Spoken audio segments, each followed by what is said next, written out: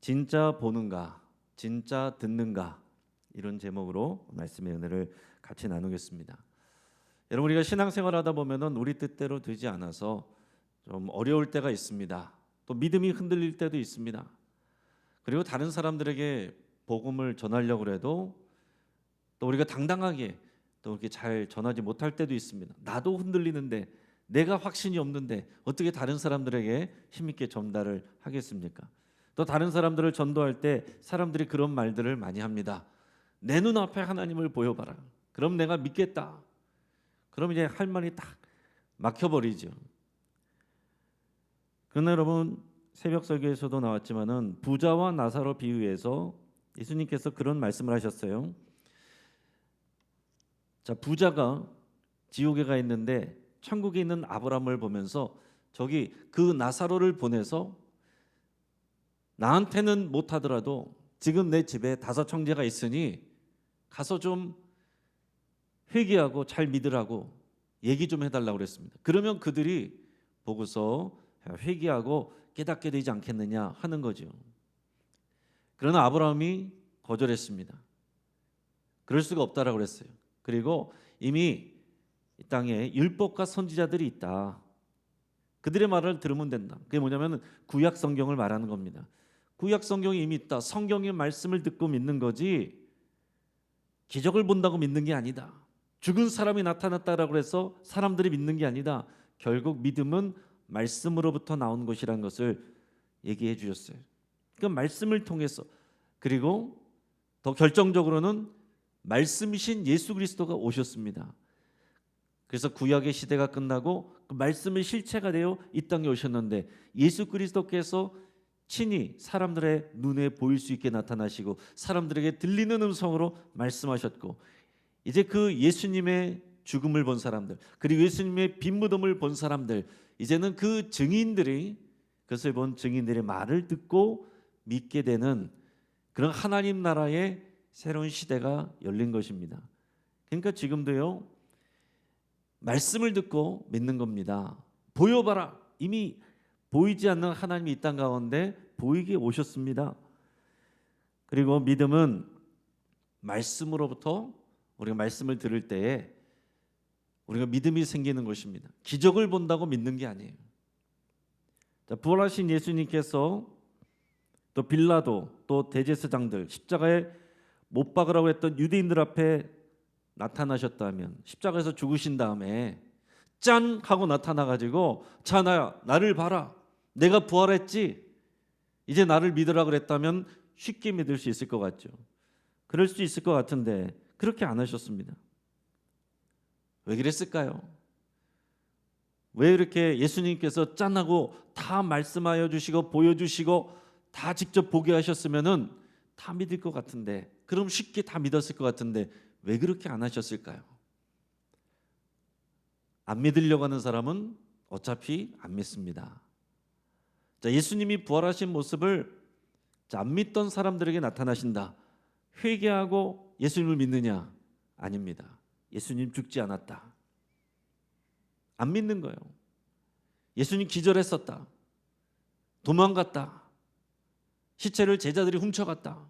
그 당시에도 그런 루머들과 소문들, 헛소문들이 만들어내졌고 지금까지도 그런 내용들이 이어져 오고 있습니다. 그러니까 여러분, 우리가 쉽게 예수님을 짠 하고 보여주면 믿을 수 있을 것 같지만 그런다고 믿지 않는다는 얘기예요. 기적을 경험하면 믿을 수 있을 것 같죠. 기적을 봐도 안 믿을 사람은 안 믿습니다. 그 기적을 자기가 다른 식으로 어차피 해석해버려요. 여러분, 구약 시대의 이 왕정 시대하고 신약 시대의 사도행전 시대, 이때의 특징을 간단하게 말씀드린다면 이렇게 얘기할 수 있어요. 구약의 왕정 시대는요, 왕과 선지자의 대립과 핍박의 일들이 계속되었다. 하나님께서 선지자들을 보내서 하나님의 말씀을 들으라, 순종하라 그러는데 오히려 왕들이 그 말을 잘 안 듣고 핍박을 했습니다. 자, 신약 시대, 사도행전 시대에 사도들이 예수님의 증인이 돼서 복음을 전하는데 대제사장 세력들이, 유대인들이 오히려 사도와 그리스도인들을 핍박했습니다. 살아계신 하나님의 아들이신 예수 그리스도, 구약에 예언된 그리스도가 인간의 모습으로 이 땅에 직접 왔음에도 불구하고 믿는 사람들은 믿는데 안 믿는 사람들은 죽으라고 안 믿고 오히려 핍박하더라 하는 것입니다. 그것이 구약 시대와 신약 시대 또 마지막 날까지 이어질 일들입니다. 그러니까 여러분, 안 믿는 사람은 어떻게 해서든지 안 믿습니다. 그런 걸 생각하면 제가 목회자가 돼서 또 목회를 하면서도 또 전도를 할 때도 보면 안 믿는 것이 이상한 게 아니라 믿는 것이 이상한 거구나, 믿는 것이 대단한 일이구나, 믿는 것이 기적이구나. 저분들은 어떻게 예수님을 하나님의 아들이라고 믿지? 어떻게 예수님이 부활을 믿지? 안 믿을 것 같은데 믿는 사람들이 있고요, 믿을 것 같은데 안 믿는 사람들이 있습니다. 지난 며칠 전에 우리 교회 박명선 성도님이 지금 이제 병원에 계신데 항암 치료 중이신데 이제 신방을 해서 이제 복음을 전했습니다. 복음을 전했는데 우리 박명선 선도님이 그 복음을 구원에 관한 이 복음을 그대로 듣고 다 아멘하고 본인이 죄인이라는 것과 예수님이 자기의 죄를 대신해서 십자가에 죽으셨다는 것과 부활하셨다는 것과 그 예수님을 자신의 구주로 영접하기로 원한다고 아멘으로 고백하고 받아들였습니다. 그 10분 15분 되는 짧은 시간이었지만 정말 놀라운 하나님의 기적입니다. 한 사람이 교회 나오는 것은 쉬울 수 있지만 정말로 예수님을 살아계신 하나님의 아들로 믿고 그 말씀을 그대로 받아들여서 나의 말씀으로, 나의 주님으로 받아들이는 것은요, 성령의 역사입니다. 말을 잘한다라고 해서 사람이 변하지 않아요. 그러면 암에 걸리면 사람들이 다 받아들일 것 같죠? 그렇지도 않습니다. 암에 걸렸지만 오히려 더 유튜브에서 암을 공부하고 더 사람들을 가르치고 의사들한테도 가르치고 끝까지 안 믿는 사람도 계시고 정말 숨 넘어가기 전에 그 직전에 또 믿는 분들도 계시고, 근데 어떤 분들은 정말 안 믿을 것 같은 분인데 복음을 전하기도 무서운데 근데 어느 순간 그분이 쉽게 예수님을 믿고 변화되는 그런 모습들도 보게 된다는 거죠. 그래서 요한복음 1장 13절에 보면 이렇게 말씀하셨어요. 예수님께서는 예수님을 믿고 영접하는 일은 혈통으로나 육정으로나 사람의 뜻으로 나지 않는다. 오직 하나님께로부터 난 자들이 예수님을 영접하게 된다. 그렇게 말씀했어요. 사람의 힘이나 능력이나 우리가 설득을 잘해서 그렇게 되는 일이 아니다라는 얘기입니다. 여러분, 우리는 부지런히 전도를 해야 되고 그 사람이 받아들이고 변화되는 것은 성령이 하시는 일이고 또 그 사람이 하는 일입니다. 그러니까 우리는 우리의 할 일을 하면 되는 거고 성령은 성령이 하시는 일을 하실 거고 그 결과와 책임은 또 그것을 듣는 자가 하게 될 것입니다. 그래서 여러분, 오늘 이 자리에 자발적으로 나오신 분들 주의 이름으로 축복합니다. 자발적으로 이 시간을 사모하며 나오신 분들 놀라운 하나님의 은혜이고 기적입니다. 어떤 이유로든 은혜를 사모하며 나오신 여러분들은 지금 믿음 안에 있는 것이고 은혜 안에 있는 것입니다. 또 우리 가운데는 마지못해서 나오신 분들이 있을 수도 있어요. 안 나오려고 그랬는데 안 나올 수가 없어서 이러저러한 이유로 억지로 나온 분이 있을 수도 있겠죠. 그러나 그런 분들도 주의 이름으로 축복합니다. 어차피 우리가 다 큰 어른들인데 아무리 강제를 해도 결국에는 자신이 여기에 동의를 하고 나오지 않으면 억지로 못 나옵니다. 구레네 사람 시몬이 억지로 지은 십자가였지만 예수님을 만나고 구원받고 그의 가정이 초기 기독교 교회의 큰 리더들이 됐습니다. 오늘 어떤 모양으로든지 어떠한 이유로든지 이 자리에 나와 계신 여러분들은 하나님의 은혜 안에 있고 복받은 줄을 아시길 바랍니다. 우리 옆에 믿는 분들에게 그렇게 인사하겠습니다. 당신은 하나님의 복을 받았습니다.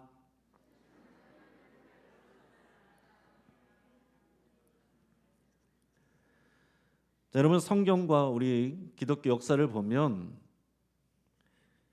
그래서 이 복음을 전하는 것, 살아계신 하나님이 전지전능하신데 복음을 전하고 사람들을 믿게 하는 일이 쉬운 일이 아니다라는 얘기예요. 그 오랜 시간 동안 사람들이 믿지 않았고 오히려 핍박하는 사람들이 많았다는 거죠. 선지자들이 핍박을 받았고 사도들이 핍박을 받았습니다. 무슨 얘기예요? 진리를 선포하는데 사람들이 받아들이지를 않습니다. 설득하는 기술이 부족해서가 아니에요. 재주가 부족해서 그런 것이 아닙니다. 재주로 되는 게 아니에요. 나중에는, 처음에는 유대인들을 핍박했지만 나중에는 로마 제국과 여러 세상의 강자들에게도 핍박을 받았습니다. 자, 그런데 놀라운 사실은 뭐냐면 기독교는 핍박을 받으면 받을수록 부흥했습니다. 근데 거꾸로 기독교가 공인되고 또 권력을 얻게 되면서부터는 기독교가 타락했습니다. 그러니까 이게 참 놀라운 일입니다. 우리 개인도 마찬가지예요. 여러분, 우리가 평안하면 잘 믿을 것 같죠. 내가 이 문제 해결되고 돈도 지금 정말 풍풍 쏟아지고 그러면은 잘 섬기고 잘 믿을 것 같죠. 사람이 그렇지 않다는 거예요. 오히려 고단하고 내가 할 수 있는 것이 없는 것 같고 내가 질병이 들었는데 오히려 그럴 때 하나님 앞에 엎드러지고 또 하나님의 은혜를 크게 누리고 주님을 만나게 되는 그런 일들이 많다는 것입니다.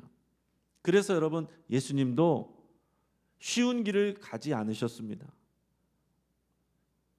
복음을 전하고 십자가에게 그 길, 하나님 나라의 임재를 전하는 그 복음을 전하는 길은 어려운 길이고 어려운 길을 선택해서 가셨다는 얘기예요. 그래서 예수님께서 이 공생애를 시작하기 전에 광야에 가셨죠. 마귀에게 3가지 시험을 받았는데 한마디로 말하면 쉽게 갈 수 있는 그 길이에요. 그 유혹입니다. 그 유혹대로면 뭐든지 쉽게 할 수 있어요. 재물도 쉽게, 사람들에게도 바로 인정받고 많은 것을 소유하고, 그러면은 복음도 쉽게 전하고 선교도 쉽게 할 수 있고 교회도 부흥하고 그럴 것 같지만 예수님은 그것을 다 거절하셨습니다. 그리고 어려운 길을 가십니다. 이 사순절 기간에 예수님은 많은 어려움을 겪으셨습니다. 나사렛에서 고향 사람들에게 배척을 받습니다. 가족들에게도 오해를 받습니다. 또 종교 지도자들과 계속해서 대립과 핍박을 하게 됩니다. 받습니다. 제자들의 배신을 당합니다. 예수님은 우리의 죄와 죄책을 대신하셨지만 우리의 삶을 대신하는 것은 아닙니다. 여러분, 이것을 잘 기억하셔야 돼요. 예수님 믿었다고 그 다음에 우리의 삶이 탄탄대로 만사형통 꽃길만 걷는 게 아니다라는 사실이에요. 우리는 자기를 부인하고 자기 십자가를 지고 예수님을 따른다라고 그랬습니다. 예수님의 남은 고난을 우리의 육체에 채운다. 사도 바울의 고백입니다. 예수님이 가신 그 길을 우리도 따라가는 거예요. 그러니까 우리는 예수님을 믿을 때 다른 무속신앙처럼 또 번영신앙처럼 그렇게 믿어서는 안 되는 것이고 똑바로 믿어야 됩니다. 제대로 믿어야 됩니다. 예수님께서 우리에게 보여주신 그 길을 자기를 부인하고 자기 십자가를 지고 따라가는 거예요. 우리가 정말로 주님께 안식을 누리고 평안을 누리려면 너의 모든 짐과 수고를 다 가지고 와라. 그리고 나의 멍에를 메라. 나의 짐을 메라. 나에게 꼭 묶여 있어라. 그래서 신앙생활은 편하게 하는 게 아니다라는 것을 거듭 말씀드립니다. 신앙생활을 편하게 하려고 하고 또 내 계획대로 하려고 하면 주님을 따라가지 못합니다.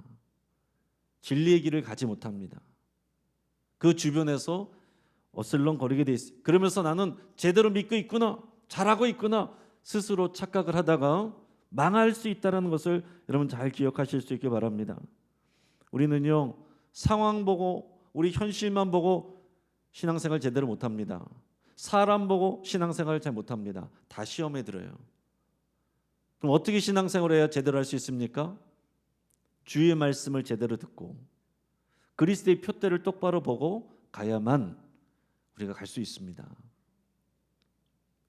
어떤 상황에서도 또 어떤 사람이어도 다 상관없이 나는 주의 길을 가리라. 여러분, 이 고백만이 우리가 주님 앞에 끝까지 그 길을 갈 수 있는 방법입니다. 이 상황 저 상황 다 피해가고 이 사람 저 사람 다 피해가고 그건 신앙이 아니에요. 자, 오늘 본문은 예수님이 천국에 대해서 가르치시는 내용입니다. 근데 예수님께서 이 천국 하나님 나라에 대해서 가르치실 때는 비유로만 말씀을 하셨습니다. 그게 굉장한 특징이에요. 근데 하나님 나라를 또 말씀하실 때 천국은 어떻게 생겼고 그것을 말씀하시는 것이 아니라 하나님의 나라가 어떤 방식으로 이루어지는지, 이 땅 가운데서 어떻게 이루어지는지 그거를 말씀하시는 거예요. 하나님 나라의 원리를 말씀하십니다. 자, 근데 비유로만 말씀을 하셨다라는 거예요. 왜 그럴까? 우리가 그것을 곰곰이 다시 잘 생각해야 됩니다.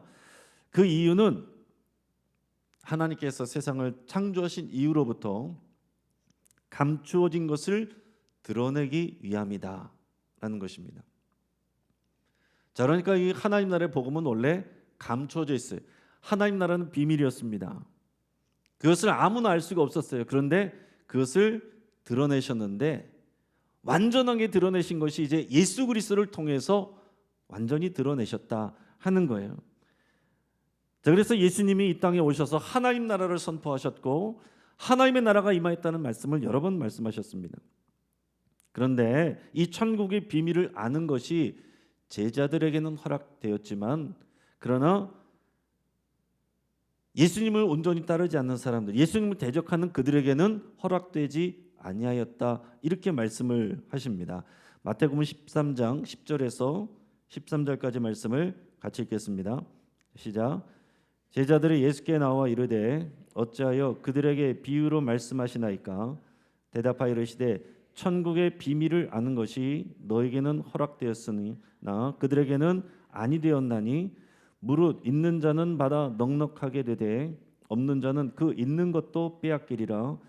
그러므로 내가 그들에게 비유로 말하는 것은 그들이 보아도 보지 못하며 들어도 듣지 못하며 깨닫지 못함이니라. 아멘.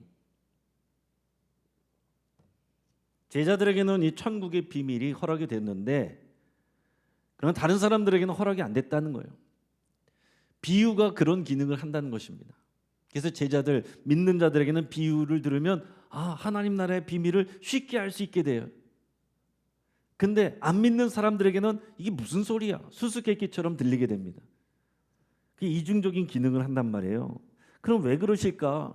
예수님 이 땅에 오셔서 모든 사람을 구원하려고 오신 거 아니에요? 근데 왜 제자들에게는 이 천국의 비밀을 듣게 하시고 다른 사람들에게는 허락되지 아니하였다? 그러면 다른 사람들은 어떻게 구원받습니까?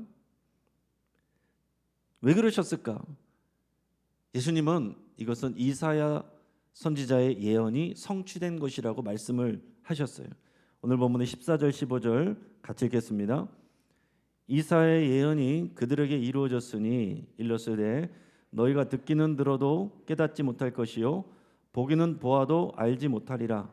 이 백성들의 마음이 완악하여져서 그 귀는 듣기에 둔하고 눈은 감았으니 이는 눈으로 보고 귀로 듣고 마음으로 깨달아 돌이켜 내게 고침을 받을까 두려움이라 하였느니라. 아멘. 여러분 이 말씀 이해가 되십니까? 이제 표현상으로 보면 특정한 사람들이 하나님의 말씀을 못 듣게 하시고 하나님이 하시는 일을 보지 못하게 하시려고 한다. 이런 뜻입니다. 그 말씀이 예수님이 오기 전에 700~800년 전의 사람인 이사야 선지자를 통해서 이미 선포됐던 그 내용을 오늘 예수님께서 다시 말씀을 하시는 겁니다. 구약에 있었던 그런 상황과 원리가 신약 시대에도 그대로 이어지고 있다는 거예요.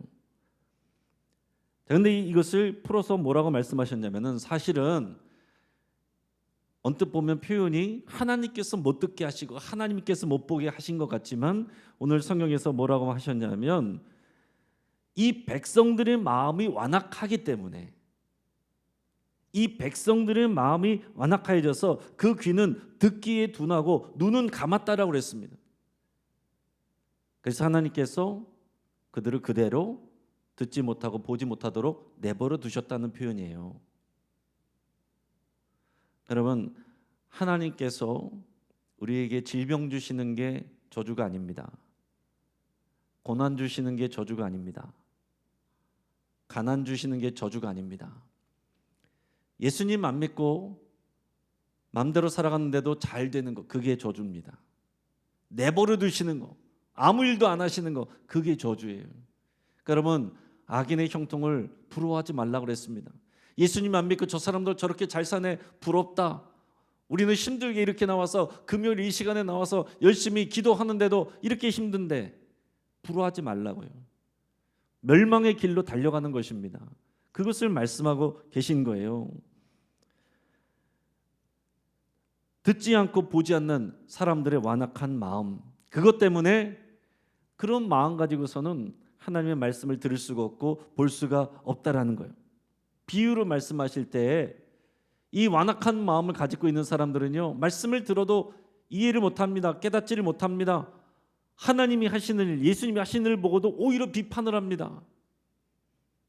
그러나 이 말씀을 듣고자 하는 그런 마음을 가진 사람들은 예수님의 말씀을 듣고 변화가 됩니다. 예수님이 하시는 그런 일들을 보고서 확신을 갖습니다. 인생이 바뀌어버려요.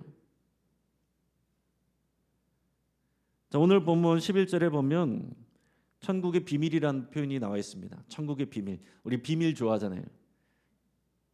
근데 이 성경에서도 중요한 이 단어가 비밀이라는 단어인데 천국의 비밀이라고 했어요. 자, 이것을 제자들에게는 허락이 되었고 아닌 사람들에게는 허락되지 않았다 그랬습니다. 근데 이 NIV 성경에 보면 이 비밀이라는 말을 영어로 시크릿이라고 번역을 해놨습니다. 시크릿은 뭡니까? 감춰져 있는 거예요. 진짜 가려져서 아무도 모르는 것, 이게 시크릿입니다. 근데 대부분의 영어 성경은 이 헬라어 원어에 충실하게 한 것을 뭐라고 되어 있냐면 미스테리라고 되어 있습니다. 미스테리. 자, 미스테리는 뭐냐면은 드러나는 있어요. 근데 봐도 잘 모르겠는 것, 이해하기 어려운 것, 이게 미스테리입니다. 무슨 말씀인지 아시겠죠? 그러니까 이 천국의 비밀이 원래는 감춰져 있었습니다. 그런데 이제 주의 말씀 가운데 허락된 사람들에게만 드러났는데 이제 예수님이 오셔서 완전히 드러났는데 그러나 이 비밀이 시크릿이라는 거예요. 시크릿이 아니고 원래는 시크릿이었던 것이 이제는 미스테리가 되는 겁니다. 무슨 얘기냐면 예수님이 직접 오셨어요. 하나님의 아들이 짠하고 나타나셨습니다. 그런데 사람들이 보아도 듣지 못하고 보지 못하고 이해를 하지 못합니다. 그게 미스테리예요. 그러니까 천국의 비밀은 미스테리입니다. 그러니까 이 원리를 우리가 아셔야 돼요. 눈에 빤히 보이는데 알아채지 못하는 그런 의미에서 천국은 미스테리다. 따라서 주님 말씀처럼 남들은 눈을 뜨고도 못 보고 듣기는 들어도 깨닫지 못하는 그것을 우리는 들을 수 있고 이해할 수 있고 믿을 수 있고 볼 수 있다는 것, 복 있는 사람들입니다. 하나님의 은혜를 받은 사람들입니다. 할렐루야. 자, 오늘 보면 16절 17절 같이 읽어보겠습니다. 그러나 너희 눈은 봄으로 너희 귀는 들음으로 복이 있도다. 내가 진실로 너희에게 이르노니 많은 선지자와 의인이 너희가 보는 것들을 보고자 해도 보지 못하였고 너희가 듣는 것들을 듣고자 해도 듣지 못하였느니라. 아멘. 구약의 사람들, 선지자들, 의인들, 모세, 엘리야, 이런 사람들도요 하나님의 나라를 막연하게 알았지 어떻게 임할지, 어떤 모습으로 임할지, 언제 임할지 몰랐습니다. 자, 그런데 이제 우리는 어때요?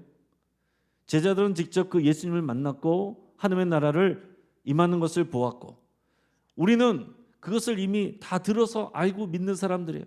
그러니까 구약에 있는 위인들보다 선지자들보다 우리는 더 대단한 복을 받은 사람들입니다. 여러분, 이게 우리의 믿음이어야 돼요.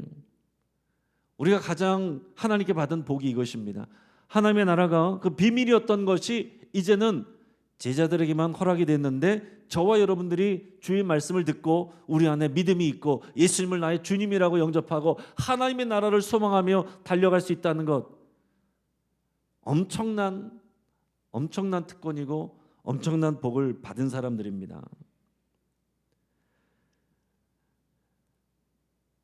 이제는 들을 수 있고 볼 수 있게 임하였지만 그럼에도 불구하고 여전히 하나님의 나라는 누구나 다 보고 듣는 것이 아닙니다. 똑같은 설교를 들어도 똑같은 말씀을 전해도 어떤 사람들은 듣고 어떤 사람들은 거절합니다. 지금도 그런 일들이 일어나고 있어요. 어떤 사람들은 예수님을 나의 주님이라고 영접하고 오늘 이 시간 믿음으로 사모하며 나오는데 하나님 나라를 위해서 나에게 주신 그 사명을 기쁨으로 감당하는데 어떤 사람들은 수준 낮은 이야기로 그냥 여러 종교 중에 하나의 이야기로 치부한다는 얘기예요. 그리고 특별히 이 이스라엘 사람들, 유대 사람들은 그 하나님의 나라를 이미 들었고 또 사모하면서 살아왔습니다. 그런데 그 예수님이 직접 오셨는데 많은 사람들이 그 예수님을 믿지 않았습니다. 거절했습니다. 거부했습니다. 그래서 그들이 온전한 구원을 받지 못했습니다. 이게 무슨 일인가? 그럼 우리가 이런 생각이 들 수 있죠. 예수님의 사역은 실패한 것이 아닌가? 자, 그 유대인들이 이스라엘 백성들이 많은 어려움과 고통 속에서도 하나님의 나라가 임할 것을 간절히 기도했고 기다렸고 메시아가 오실 것을 기다렸습니다. 이방인들은 놀라도 이스라엘 사람들 유대인들은 기다렸습니다. 그런데 정작 예수님이 왔는데 많은 유대인들이 예수님을 받아들이지 않고 알아보지 못하고 주의 말씀을 귀로 들었음에도 듣지 않고 눈으로 보았음에도 믿지 않고 오히려 예수님을 배척을 했습니다. 이게 어떻게 된 일이냐? 이건 하나님의 역사가 하나님이 하신 일이 뭔가 좀 제대로 안 돌아가는 것 아니냐 이렇게 생각할 수 있단 말이에요. 이것을 사도 바울이 로마서에서 설명을 해줬습니다. 로마서 9장에서 11장까지 9, 10, 11장까지가 그 이스라엘에 대한 내용이 나오는데 이스라엘이 완악함에 대해서 설명하면서 그들의 불순종이 그들이 분명히 불순종했어요. 그래서 예수님을 십자가에 못 박았습니다. 그랬는데 그들의 불순종이 도리어 이방인의 구원을 이루었다. 이것 또한 우리가 우리의 상식으로 쉽게 이해할 수 없는 놀라운 미스테리고 하나님의 놀라운 역사다. 이것을 이렇게 고백하고 있는 것입니다. 로마서 11장 25절 로마서 11장 25절 한번 읽어보겠습니다. 형제들아 너희가 스스로 지혜있다 하면서 이 신비를 너희가 모르기를 내가 원하지 아니하노니 이 신비는 이방인의 충만한 수가 들어오기까지 이스라엘의 더러는 우둔하게 된 것이라. 아멘. 이스라엘 사람들이 안 믿는 그 예수 그리스도와 하나님 나라의 복음을 오히려 이방인들이 믿게 되었다는 거예요. 그래서 언제까지냐? 그렇다고 하나님께서 이스라엘을 버리셨느냐? 버리신 것이 아니라 이방인의 수가 충만한 수가 차기까지 이스라엘의 더러는 우둔하게 되었다. 그래서 실제로 유대인들은 2000년 역사 가운데서 하나님은 믿는데 예수님을 믿지 않았습니다. 오히려 이방인이었던 우리가 예수님을 믿고 선교사로 이스라엘에 가서 선교를 하고 이스라엘을 위해서 기도합니다. 그렇다고 예수님이 또 전한 복음이 이스라엘에게 상관이 없느냐? 그것이 아니고 그 로마서의 설명에 의하면 이방인들의 수가 충만히 차기까지 지금 그렇게 내버려 두고 계신다는 거예요. 근데 나중에는 이방인들이 주님께로 돌아오는 것을 보고 이 이스라엘이 시기가 나서 오히려 주님 앞에 나오게 되는 역사가 이스라엘의 회복이 있을 거라고 말씀을 하신 겁니다. 여러분 우리가 시나리오를 짠다면은 이런 시나리오 짜겠습니까? 이해하기 쉽지 않은 그런 시나리오죠. 이게 또한 하나님의 하시는 일의 미스테리다. 이 미스테리를 그래서 다른 표현으로 말하면 신비다 하는 얘기입니다. 우리의 상식과 이성으로 이해하기 어려운 놀라운 하나님의 일하심의 신비다, 미스테리다 이렇게 표현을 할 수 있단 말이에요. 이 신비를 저와 여러분들은 이방인이었는데 우리는 듣습니다. 십자가를 바라봅니다. 오늘 이 시간 하나님의 나라를 소망하면서 기도합니다. 그리고 우리는 또 이스라엘 위해서도 기도합니다. 이것이 주의 말씀이 그대로 이루어지고 있는 그런 상황이에요. 그래서 사도 바울은 이 구원의 진리에 대해서 이것은 사람의 지혜로 되는 것이 아니라 하나님의 깊고도 크신 지혜와 지식의 부유함이다. 도대체 사람의 말로는 이해할 수도 없고 이해시킬 수도 없다. 이렇게 표현을 했습니다. 그러니까 여러분, 지금 우리의 삶도 마찬가지인 것입니다. 그냥 쉽게 설명이 되는 그런 삶이 아닌 거예요. 우리는 어떻게 반응해야 됩니까? 이해할 수 없는, 우리가 예수를 믿고 신앙생활하는데 여전히 이해할 수 없는 일들이 생기고 감당하기 어려운 고난이 올 때도 있단 말이에요. 사람들하고 부딪히고 상처를 받을 때도 있습니다. 뭐가 잘못됐다 하고 생각할 수 있지만 그런 것이 아니다 하는 것입니다. 여러분, 우리가 예수를 믿고 생활하는데 질병에 걸릴 때도 있습니다. 사고를 당할 때도 있습니다. 나이가 들어서 또 죽음을 맞이하기도 합니다. 또 은혜를 받아서 봉사를 했는데 봉사를 하다가 상처를 받기도 합니다. 기도를 열심히 했는데 기도한 대로 되지 않는 일들이 있습니다. 예배하고 기도하고 봉사하고 교제하고 전도하고 선교하는데 우리가 즐겁지 않고 처음에 시작할 때는 기쁨으로 시작했는데 나중에는 짐처럼 느껴지고 거기서 스트레스를 받기도 합니다. 그래서 교회를 다니는데 신앙생활 하시는 분들이 표정이 어두운 분들이 있어요. 그러니까 우리가 전도지인데 그런 얼굴로 어떻게 나가서 전도가 되겠습니까? 그러니까 우리가 먼저 이 천국의 비밀과 복음을 우리가 날마다 새롭게 듣고 보고 누려야 돼요. 오늘 이 시간이 그런 시간입니다. 여러분들께서 사모하며 나오셨든지 끌려서 나오셨든지 중요한 것은 오늘 이 시간 주의 말씀이 들리고 주님의 비전이 보이고 하나님의 나라가 우리에게 체험되고 경험되고 임재가 누려지는 오늘 그 시간 되기를 축복합니다. 그래서 하나님 나라에 대해서 천국에 대해서 앞뒤로 계속해서 말씀을 하셨는데 그 중에 하나가 뭐예요? 천국은 마치 밭에 감추인 보화와 같다. 그 말씀을 하셨습니다. 그 말씀을 항상 여러분 좀 기억하셨으면 좋겠고요.